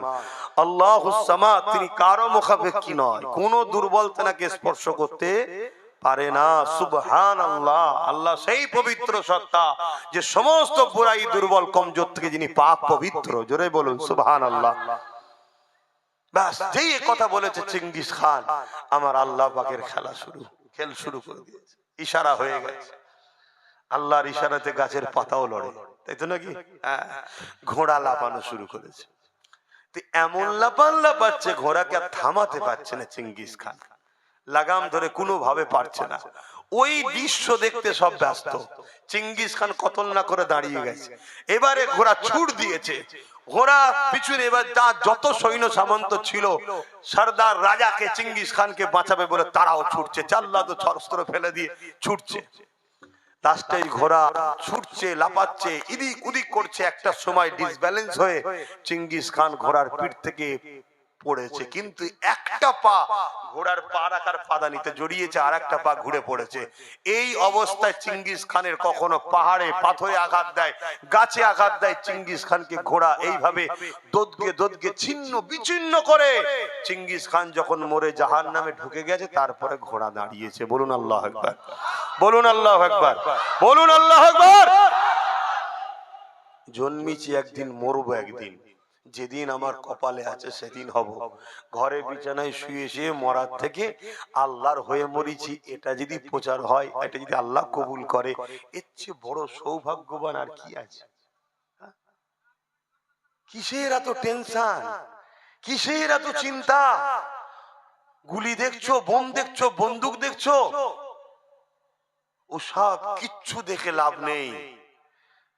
তোমার কাছে যদি ইমানের পাওয়ার থাকে, অর্থাৎ নবীর প্রেম ও আদর, তাহলে মনে রেখে দিও পারমাণবিক বোমাও তোমার কিছু করতে পারবে না। তার প্রমাণ একটা দিয়ে যাচ্ছি, গল্প বলছি না। ওই বাগদাদের জমিনে আমেরিকা হাজার হাজার মিসাইল ফেলেছিল, একটাও ফাটেনি। কেন? বাগদাদের বুকে নবীর প্রকৃত গোলাম 850 বছর আগে চলে গেছে, তো কি হয়েছে? আজও বাগদাদি আছে। বড় পীর আব্দুল কাদের জিলানী আল বাগদাদি আল হাসানি আল হুসাইনি, জোরে বলুন সুবহানাল্লাহ, তিনি রয়েছে। কথা মাথায় ঢুকছে? আল্লাহ দেখো কি পাওয়ার দিয়েছে। নবীকে ভালোবাসেন, নবীকে প্যার করেন। আমি ব্যবসা করব, কারবার করব, রাজনীতি করব, সে তার কি ধর্ম আমি দেখবো না, আমি রাজনীতি করছি, সে জনগণ ও দেশের সেবক হবে, করো, ততক্ষণ পর্যন্ত যতক্ষণ সেনা তোমার দিনের বিরুদ্ধে যাবে। কথা মনে থাকবে। এখানেই কেউ বলেছিল মাদ্রাসায় জঙ্গি তৈরি হয়, আমরা উপযুক্ত তাকে জবাব দিয়েছি, আলহামদুলিল্লাহ, ভালো কথা, ঠিক, এটাই তো দরকার।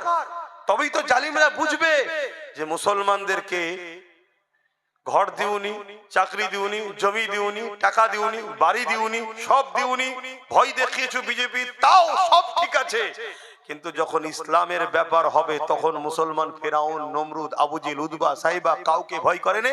আজকের আমেরিকা হোক আর মোদি হোক, কাউকে ভয় আমরা করিনি।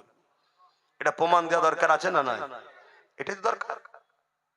আর যদি না হও, তুমি কোন জালিমের হাত থেকে তবুও লড়াই করে বাঁচতে পারবে, আল্লাহর আযাব থেকে বাঁচবে কি করে? কথা বুঝে আসছে? অসুবিধা হচ্ছে? ওরে বাবা, অনেক বেজে গেছে, অনেক বেজে গেছে, তো থাক, এই পর্যন্তই থাক। না, আমি একটু সালাম দেবো, তারপরে একটা ছোট্ট কথা বলবো। আমি বলেছি টিএমসি কে ভোট দেওয়া হারাম, শুনেছেন আপনারা? শুনেছেন? আমি কিন্তু ওইটুকু কথা বলিনি, ওর পরে অনেক কথা আছে, ওর আগেও অনেক কথা আছে, মুনাফিকরা কেটেছে। এই পুরো বিষয়টা একটু খুলে বলতে চাইছি, আপনাদের শুনতে অসুবিধা আছে? একটু হাত তুলে বলুন কারা শুনবে। আলহামদুলিল্লাহ। তার আগে একটু নবীকে সালাম দিয়ে নি। ইয়া নবী সালাম,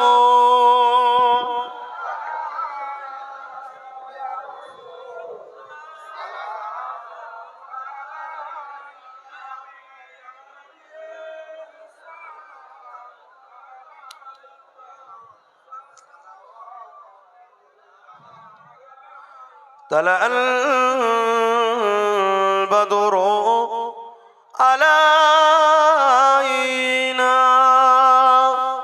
من شنيات الوداع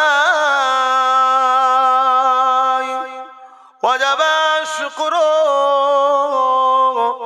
علينا ما دعا لله أهداي يا نبي سلام يا رسول يا حبيب سلام صلوات الله কঠিন হাসরের দিনে কি আছে মোদের কপালে, গুনাহগার উম্মাত আপনার লইবেন সঙ্গে মাহশরে। ইয়া নবী সালাম ইয়া রাসূল ইয়া হাবিব সালাম সালাওয়াতুল্লাহ। একটা কথা মনে পড়েছে, একটু বলি, মন দিয়ে শোনে। আপনারা আমার বাপ সমতুল্য, ভাই সম, দাদা হুজুরকে ভালোবাসেন তো? আমাকে সন্তানের মতো, ভাইয়ের মতো ভালোবাসেন তো? আচ্ছা বলো, আমরা ধরুন একটা গ্রুপ 50 জন কি 100 জন, শুনছেন তো? 50 জন কি, আরে আমাদের কারিমুল্লাহ ভাই যে, তোমার এখানে দাওয়াত আছে?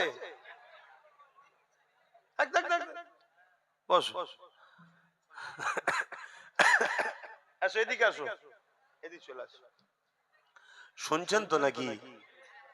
বলবো না, ছেড়ে দেবো? একটা জায়গায় ধরুন আমরা 100 জন লোক আছে, শুনছেন? 100 জনের লোকের মধ্যে থেকে কেউ কোনো ধর্মস্থান তৈরি করছে, শুনছেন? তখন সে সাম্প্রদায়িক হচ্ছে না। আর একজন কেউ মসজিদ করতে যাচ্ছে, উনি সাম্প্রদায়িক হয়ে গেল। তখনই বুঝে লিয়া দরকার এরা ইসলাম ও মুসলমানকেই সাম্প্রদায়িক মনে করে। সে ভুল করছে কি ঠিক করছে আমি পক্ষে বিপক্ষে যাচ্ছি না, কথা বুঝে আসছে? সে সময় হলে আলোচনা হবে। কেন অনেক কিছু দেখতে হয়, কেন বিগত দিন যখন কোনো লোক দেখি এক জায়গায় দাঁড়াতে পারে না, তার বিষয়ে কথা বলতে গেলে একটু ভেবে ভেবে বলতে হয়। তার আমি পক্ষে বিপক্ষে যাচ্ছি না। আমার বক্তব্য, তুমি করছো একটা ধর্মস্থান, আর একজন কেউ যদি করে অমনি সে সম্প্রদায় হয়ে গেল।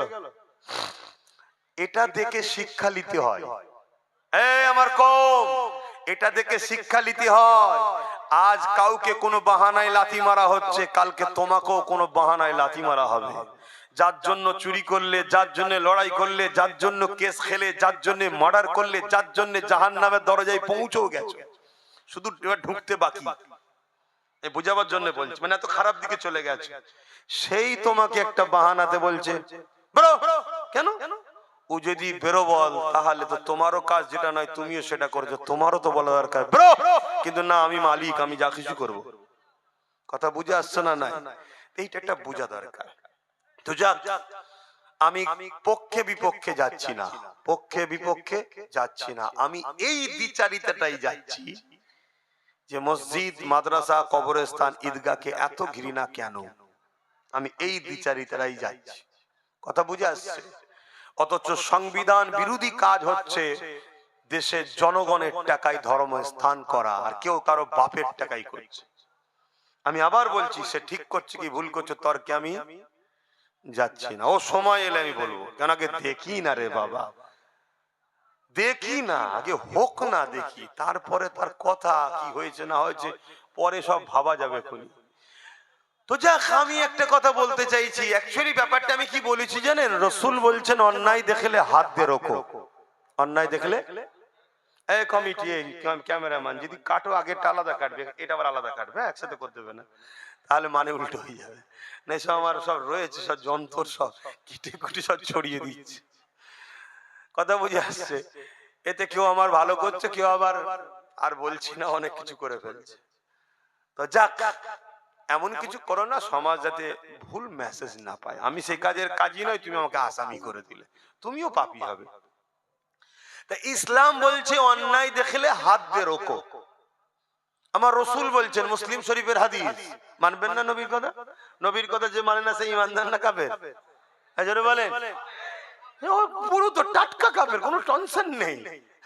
আবার কাফের বললেও অনেকে আবার অ্যালার্জি হয়, অনেকে আবার এরকমও বলে কোরআন হাদিস আল্লাহ নাকি কাউকে কাফের বলেনি। কত বড় তুই মূর্খ, নিজে থেকে ধরাতে দিচ্ছিস, পাগল, একটু চুপচাপ থাক না। বড় গোল জামা লেগে দিলেই মনে হয় যেন হুজুর।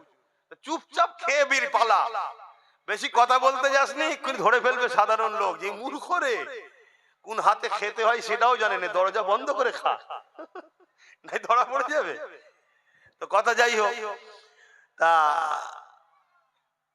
মুসলমানকে মুসলমান বলতে হয়, মোমেনকে মোমেন মুসলমান বলতে হয়, মুনাফিককে মুনাফিক মুসলমান বলতে হয়, মুশরিককে মুশরিক বলতে হয়, কাফেরকে কাফের বলতে হয়, ভালোকে ভালো বলতে হয়, চোরকে চোর বলতে হয়, ডাকাতকে ডাকাত বলতে হয়, ওলিকে ওলি বলতে হয়, মুফতিকে মুফতি বলতে হয়, আলেমকে আলেম বলতে হয়।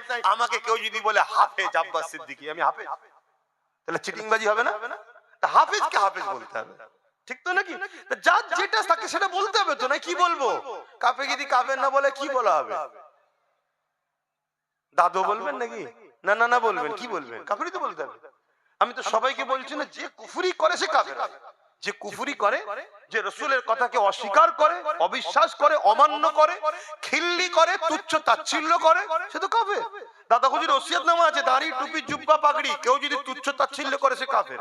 টুপি পরে না কেউ বলতে পারবে নাকি ছেলেগুলো কাফের? এই যাদের মাঝে টুপি নেই এটা কাফের কেউ বলতে পারবে না?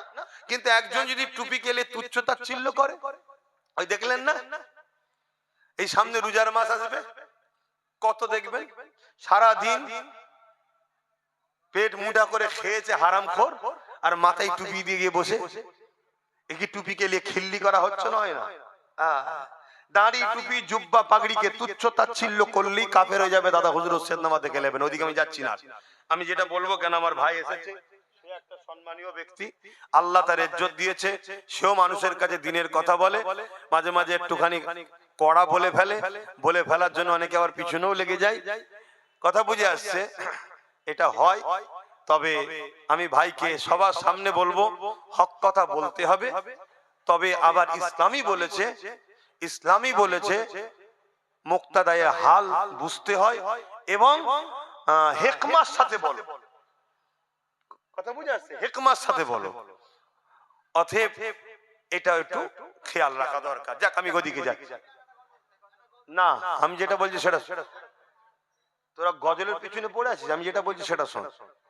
বেঁচে থাকলে অনেক গজল শুনবি, ইসলাম থাকলে অনেক গজল শুনবি। কালকে জলসা করতে পারবি কি মানে আছে? কালকে তো বলতে পারে ইসলামিক কোনো প্রোগ্রাম চলবে না এদেশে, যে দেশে বলে মসজিদ চলবে না, মাদ্রাসা চলবে না, কাল তো বলতে পারে ইসলামিক কোনো সভা জলসা হবে না। কি করবি? তোদের কি ক্ষমতা আছে বলতে কি না?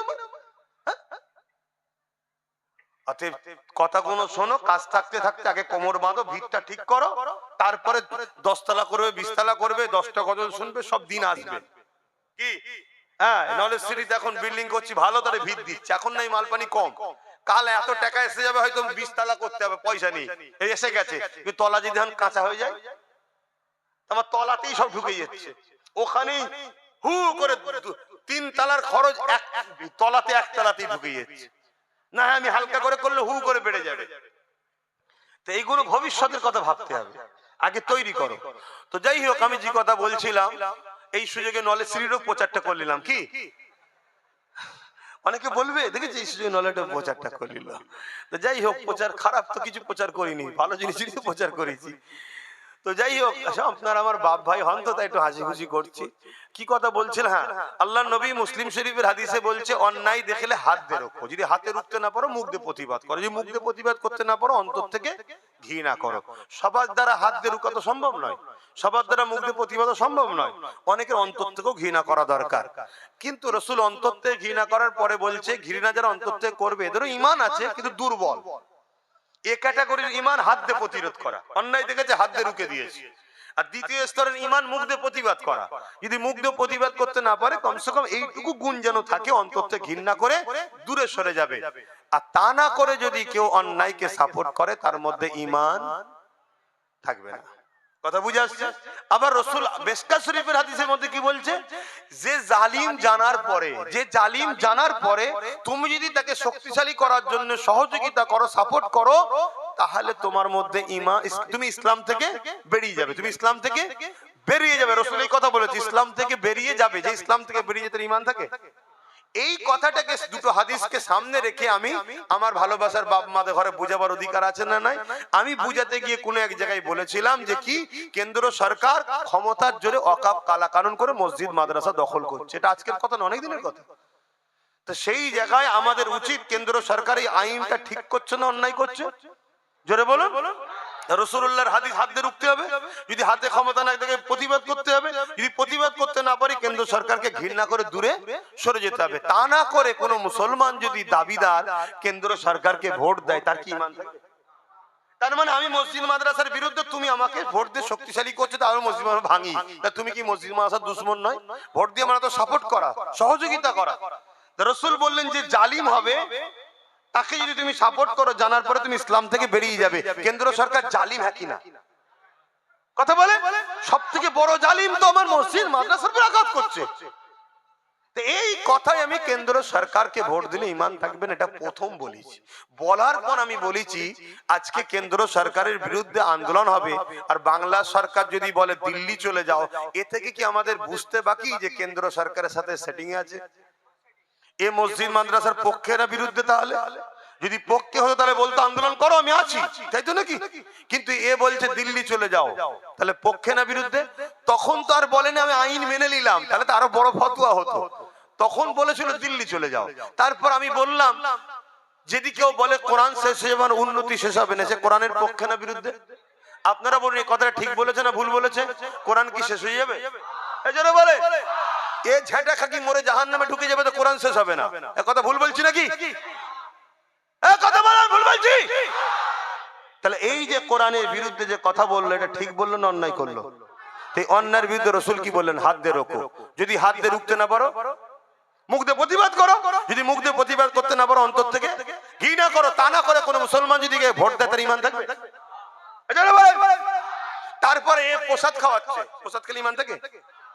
তারপরে আরো অনেক কিছু কথা। তারপরও আমি কি বলেছি জানেন? এসব বলার পরে যদি তোমরা মনে করো যে ডাকাত রুকার জন্য চোরকে দরকার, তাহলে একে বলো ক্ষমা চাইতে। এ আমার দিল্লি চলে যাও বলাটা বলুক অন্যায় করেছে, কোরআন শেষে বলাটা ভুল করেছে, ক্ষমা চাইতে বলো, তাহলে আমি আব্বাস সিদ্দিকী বলবো না। কথা বুঝে আসছে না? নাই কেন? কেউ যদি ভুল করে ক্ষমা চাইলে তাকে তার ওই বিষয়ে কথা বলা যায় কি? কিন্তু যদি ক্ষমা না চাই, এরপরও কোন মুসলমান যেদিকে সাপোর্ট করে, মানে এর কথাকে সাথ দিল, কোরআন শেষে মেনে নিল, তা তার মধ্যে কি ঈমান থাকবে? একজন অমুসলিম কিন্তু আমার কোরআনের বিরুদ্ধে কথা বলে না, গণতান্ত্রিক দেশে তুমি তাকে সাপোর্ট করতে পারো? কেন? তুমি তাকে নেতা বানাচ্ছ কি জন্য? দেশ ও দেশবাসীর সেবার জন্য, ধর্মের জন্য তো বানাওনি। এটা দুনিয়াদারি। কিন্তু ও যেই বলবে তোমার দ্বীনের বিরুদ্ধে, আর তাকে সাথ দেয়া যাবে? কোন মুসলমান ধরুন দাড়ি টুপি আছে, তোমার ইসলামের বিরুদ্ধে কথা বললো, তুমি তাকে সাপোর্ট করতে পারবে? এই কথাটা আমি বলেছি, বলার পরেও শেষে বলেছি যদি ক্ষমা চেয়ে এলাই আলাদা কথা, কিন্তু ক্ষমা চাওয়ার পরে আরেকটা কথা বলেছি কি, ক্ষমা চেয়ে নিলে শুধু হবে না, ক্ষমা চাওয়ার পর আমাদেরকে ভাগীদারিতে নিতে হবে। নাই তুই আজকে নাচারে পরে ক্ষমা চাইবি, তারপরে এসে জুলুম আরো বাড়াবি, ঠিক না বেটি? আরে আমার তো বিষয় নয়, বিষয় তো নিরীহ গরিব মানুষের কথা বলছি, আমি সব ধার ধরি নাকি এদের? কথা বুঝে আসছে না? নাই এরপরও আপনারা বলুন আমি কি কিছু ভুল বলেছি? ফতোয়াটা কি আমার বাপের দিয়েছি নাকি? রাসূলুল্লাহর হাদিসের কথা বলেছি। এখন আপনি একজনের সঙ্গে ব্যবসা করেন, 1 কোটি টাকার লেনদেন বছরে কি মাসে হচ্ছে, হঠাৎ করে সেই বিজনেস পার্টনার আপনার নবীর বিরুদ্ধে, ইসলামের বিরুদ্ধে কথা বললো, এটা জানবেন আপনার জন্য আল্লাহর পরীক্ষা শুরু হলো। আপনি যদি ওর থেকে পরিত্যাগ না করেন, তার মানে আপনি কথা দিলেন, আপনি হাকিকাতে বুঝলেন আল্লাহ ও রসুলের থেকে ওকে বেশি প্রাধান্য দিয়েছেন, আল্লাহ ও রসুল ওর হাতে আপনাকে শেষ করবে। অনেক বাপ মা দেখবেন ছেলের হাতে মার খায়, কেন জানেন? ওই বাপ মা ছেলেকে আল্লাহ ও রসুলের থেকে বেশি প্রাধান্য দিয়েছে, এই জন্য মার খায়। এমন বীজ তোরা তৈরি করে দিয়েছে, মারছে বাপ মাকে। ওই জন্য আল্লাহ বলেছে সূরা বাকারাতে, আমাকেও আমার হাবিবের উপরে কাউকে নয়। তুমি দুনিয়াদারিতে ব্যবসা করো, কারবার করো, সংসার করো, বাপ হয় মা হয় সব সম্পর্ক ঠিক আছে ততক্ষণ পর্যন্ত যতক্ষণ আল্লাহ ও রসুলের মোকাবেলায় না আসবে। যেই মোকাবেলায় এসে যাবে তখন তোমাকে আল্লাহ ও রসুলের পক্ষ নিতে হবে, আর কারণ নয়। আমি এটা আমার কওমকে, আমার ভাইকে, আমার বাপকে, আমার মাকে, আমার দাদা হুজুরের ভক্ত মুরিদদেরকে, আমার নবীর উম্মত উম্মতিদেরকে জানানো দরকার আছে না? না। এখন আমি শেষ কথা বলবো। কেউ আপনাকে ডাকছে আমার সাথ দাও, আমি ক্ষমতায়, তার সাথ দিলে সে ক্ষমতায় এসে মসজিদ মাদ্রাসা মিটাবে। আবার কেউ ডাকছে আমার সাথ দাও, সে ক্ষমতায় এলে মসজিদ মাদ্রাসা হিফাজত করবে। আপনি কার সাথ দেবেন? জোরে বলুন, কার সাথ দেবেন? আজকে আমরা চোখের সামনে দেখছি কেন্দ্র সরকার মসজিদ মাদ্রাসা মিটাচ্ছে, তার সাথ রাজ্য সরকার দিচ্ছে। আবার চোখের সামনে অপর দিকে দেখছি নবী বংশের একটা ছেলে সুপ্রিম কোর্টে মসজিদ মাদ্রাসাকে বাঁচাবার জন্য কেস করছে, রাস্তায় আন্দোলন করে মসজিদ মাদ্রাসার জন্য জেল খাটছে। এই জায়গায় দাঁড়িয়ে থেকে তার সাথ দেওয়া দরকার আছে না? না। আমার সঙ্গে কারা একমত হাত তুলে দেখান। এ কথা তো একমত নাকি? হাত না বান, কথা ক্লিয়ার, শেষ। এবারে আপনি এই কথার উপরে থাকবেন না কাল বিক্রি হবেন সেটা আপনি জানবেন, আপনার আল্লাহ জানবেন, আমার জানার আর দরকার নেই। আমার এই পর্যন্ত কাজ ছিল, আমার এই পর্যন্ত কাজ ছিল ইসলাম বিদ্বেষীদের বিরুদ্ধে গণতান্ত্রিক দেশে আমি সংবিধানকে সামনে রেখে আমার যে ক্ষমতা ধারা সেই লাইন অনুযায়ী আপনাকে সেই রাস্তা দেখিয়ে দিলাম। যে ক্ষমতায় আমার মসজিদ মাদ্রাসা মিটিয়েছে ওই ক্ষমতায় আমাকে ফিরে আসতে হবে। আজকে আমি প্রায় জায়গায় বুঝাচ্ছি, আপনাদেরকেও বুঝাচ্ছি, আমি আপনি ওর পাশে থাকবো। ও কি করছে? ও দলিতদের কাছে যাচ্ছে, দলিতদের যে বুঝাচ্ছে ভাই মার তো তোমরাও খেচ্ছ, আমরাও খেচ্ছি, যেখানে তোমরা বেশি তোমরা দাঁড়াও, আমরা মুসলমান 15-20% তোমাকে সাথ দেবো। যেখানে আদিবাসী বেশি ভাই, আদিবাসী ভাইরা তোরা দাঁড়া, আমরা মুসলমান তোদেরকে ভোট দেবো। যেখানে মতুয়া বেশি, আমরা তো একদিন জানতাম মতুয়ারা আমার দেশের লোক, যাদেরকে বিগত সরকাররা অনেক কলোনি কলোনি এটা সেটা অনেক কিছু করে দিয়েছিল, আমাদের দেয়নি, তাদের দিয়েছিল, দিয়েছে না দেয়নি। আজকে সেই মতুয়া ভাইরা তাদেরকে ছেড়ে দিয়ে এর পিছনে ছুটেছে, ছুটে আজকে কি পেলো? তারা যে বাংলাদেশি আজকে আমরা জানতে পাচ্ছি। কি পাচ্ছেন না পারেন না? কিন্তু আজকে তাদের উপরেও তো বিপদ নাকি? তাই এই নওশাদ যে তাদেরকেও বুঝাচ্ছে, ভাই তোমরা যেখানে বেশি তোমরা দাঁড়াও, আমরা মুসলমান তোমাদের সাথ দেবো। ঠিক তেমনই যেখানে আমরা মুসলমান বেশি আমরা সেখানে দাঁড়াবো, তোরা আমাদের সাথ দে। এইভাবে যদি আমরা মিলেমিশে থাকি তাহলে কোনো জালিম এই গরিবদের ঘরে শেষ করতে পারবে? তাহলে ঠিক এইভাবে যেটা আমার দেশের সংবিধান, সংবিধানের 28 নম্বর ধারাতে যে যা ধর্ম চর্চা করবে, ধর্মস্থানকে তারা দেখবে, এতে সরকারের হস্তক্ষেপ নাই। সরকার ধর্মস্থান আঘাত করতে পারবে না, সরকার ধর্মস্থান বানাতেও, এটা কি বলছে? সংবিধান বলছে। ও সংবিধানের বিরোধী করছে, এও সংবিধানের বিরোধী করছে। তাহলে একদিকে যেমন আমার ধর্মের উপরে আঘাত, অপর দিকে এরা দেশেরও বিরুদ্ধে। তো এই জায়গাতে আব্বাস সিদ্দিকী যা গুটি কত কথা বললো, একদম দিল থেকে বলবেন, আমি কারোর উপরে জুলুম করব না। কিন্তু আমার জানা দরকার, আপনারা আমার উপরে কেউ কষ্ট পেলে, কেউ নারাজ হয়েছেন, তাহলে আপনারা আমার সাথে আছেন তো? আমার মতে একমত তো নাকি? তাহলে আগামী দিন একটা জায়গায় আমি ডাকবো, একটু মাথা দেখানো দরকার আছে, একটা ভিড় দেখানো দরকার আছে, অকাবের স্বার্থে এটা দরকার আছে। চেষ্টা চলছে, যদি আল্লাহ মিলিয়ে দেয় ব্রিকেটে আপনারা ঘাটের পয়সায় যেতে হবে। কিন্তু যার তার কথা শুনে চলে গেলে হবে না। আপনারা প্রতি শুক্রবার দিন আমি লাইভে বসি, পীরজাদা এমডি আব্বাস সিদ্দিকী বলে একটা ফেসবুক পেজ আছে এবং PABS বলে ইউটিউব চ্যানেল আছে, ওতে আমি লাইভও প্রচার করব। অমুক দিন অমুক টাইমে অমুক জায়গায় ব্রিকেটে হচ্ছে, যদি আল্লাহ মিলিয়ে দেয় আপনাদেরকে জানাবো, আসবেন বলুন ইনশাআল্লাহ। কেন? যত মাথা বাড়বে জালিম তত ভয় খাবে। কথা বুঝে আসছে? আমাদের মধ্যে যারা দুর্বল আছে তারাও তখন চাঙ্গা হয়ে যাবে, ঠিক না বেটি? হ্যাঁ, আর চিন্তা নেই, আমার ভাই আছে। কি কিছু মানুষ আছে দুর্বল, আমি এখান থেকে খুলে আওয়াজ দিচ্ছি, আমার প্রত্যেকটা ভাইকে একজন ধর্মগুরু হিসাবে, আমি কোন রাজনীতির নেতা হিসেবে কথা বলছি, ধর্মগুরু হিসাবে আসো ভাইরা, যাদের জন্য লড়াই করছো তারা তোমাদেরকে এক ক্রিমিনাল বানাচ্ছে, সমাজ বিরোধী বলে প্রমাণ করাচ্ছে, তোমার ধর্মকে শেষ করছে, আগামী দিন তোমাকে প্রয়োজন হলে ছেঁটে ফেলে দেবে, যেমন অনেককে ফেলে দিচ্ছে, তোমাকেও কাল দেবে। তাই চলে আসো ভাই, চলে আসো, ঘরের ছেলে ঘরে চলে আসো। আসো আমরা আদিবাসী দলিত মতুয়াদের সঙ্গে বন্ধুত্ব করি, করে যার যেখানে সংখ্যা বাড়ি সে সেখানে থাক, তার সংখ্যা অনুপাতে ভাগিদারি। বাবা সাহেব বলেছে এই রাস্তায় আমরা চলবো। শেষ কথা, কেউ যদি বলে যে হুজুর সব ঠিক আছে, জলসাতেই সব কথা বললেন কেন, তাকে একটাই কথা বলবো, আগে গিয়ে ওই নেতাগুলোকে বোঝা যারা রাজনীতিতে চাকরি শিক্ষা কর্মসংস্থান না দিয়ে ধর্মের বিরুদ্ধে লাগছে, ওদেরকে বোঝা যে তুই রাজনীতি করছিস, রাজনীতি কর, ধর্মলে মাথা দিস না। তাহলে আমি বলবো আমি ধর্মনীতি করছি, রাজনীতিলে মাথা দেবো না। ওই গাছ লাগিয়ে দিয়েছি, ওই গাছই নওশাদ একাই দেখে নেবে। কথা বুঝে আসছে না? নাই। আর যদি তুমি আমার ঘরে হাত দাও তাহলে আমি তোমার ঘরে হাত দেবো না, দেবো না? তাহলে আপনারা আমাকে সালাম দেন। ওয়ালাইকুম আসসালাম ওয়া রাহমাতুল্লাহি ওয়া বারাকাতুহু।